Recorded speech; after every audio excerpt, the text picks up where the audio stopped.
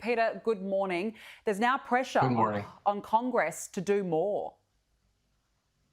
Absolutely, because it's a horrendous carnage that's been going on in this country. Thousands of people killed every year, and mass shootings have been skyrocketing. If you look at the numbers since 1996, when Australia banned semi-automatic assault weapons, you had 3 mass shootings since 1996. We've had 105 mass shootings, and increasing every year. And so Biden wanted to do something, but he can't. He got to get Congress to help him bring in comprehensive gun control and reform legislation. He can only do some executive action in order to do things like ban. He wants to be able to ban the ghost guns, which can be assembled through kits and have no serial numbers. He wants to also put guns that can have braces, like the one that we use in Colorado, under the National Act dealing with rifles. So this is very, very important what he can do now, but he has to get Congress to act, actually. In his speech, he calls this an epidemic and an embarrassment. What is the likelihood of any changes being made?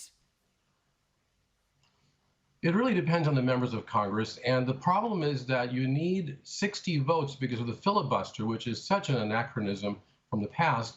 You need 60 votes to get any kind of changes in the Senate. If we could get rid of this, if they could get rid of the filibuster and just go with a 51 vote margin or 50+1, then you could get it done. But also the lobby, it's not just the NRA, but mostly the gun manufacturers who want to advertise. They want to sell guns around the world and the United States, because don't forget, only 1/3 of American homes have guns in them. But there are over 300 million guns in this country. So they have to sell more and more guns. And to do that, they don't want to have any kind of regulation or bans. And they give money to members of Congress for their campaigns and lobby them. So the chances are not good as long as there's a filibuster, for example. Although there was a short period, about 10 years actually, when an assault weapons ban was brought in this country and then expired, and Congress didn't do anything about it. Is there an appetite for change, Peter, in the US? Do people want to see more gun control? Absolutely. The majority of Americans want stricter gun control and sensible regulations, like having background checks, having the licensing of guns, and banning assault weapons. All of those are very popular with the people, but it's the members of Congress, a few special interest bought members by the gun lobby, that are stopping it. And that's a real tragedy for America. Let's move on now to the trial that's currently taking place, the Derek Chauvin trial accused of the death of George Floyd. We've so far heard harrowing testimony. How has it been received in the US? With a lot of shock and anger and outrage, actually, and a call for real change in policing and police reform and criminal justice reform.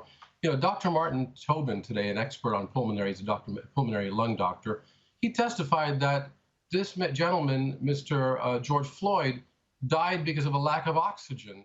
And that had to do with the policeman's, Mr. Chauvin's knee being on his neck for over 9 minutes, and also the positioning of the handcuffs, pulling his hands back and pressing his body into the ground. Those things were actual direct action of this particular person charged with murder. And I think people want justice. It's going to be really required at this point, especially at this point in time. And how much pins on the outcome of this trial in terms of creating some sort of societal change?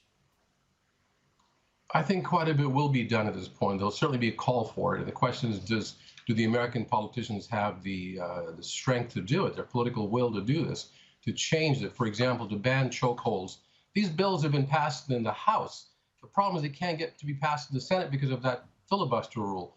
And the House actually passed legislation, the George Floyd Act, which would actually ban chokeholds, would ban the use of knees on necks. It would require body cameras to be turned on, all kinds of important reforms. And yet it's in the Senate that's the problem. So I think the filibuster is going to be questioned once again about the need for it, the need to get rid of it, actually. So there's a chance if that can be done, then the reforms can be brought in. All right. Well, the world's eyes certainly on that trial at the moment. Peter Mathews, appreciate your time. Thank you. Thank you so much.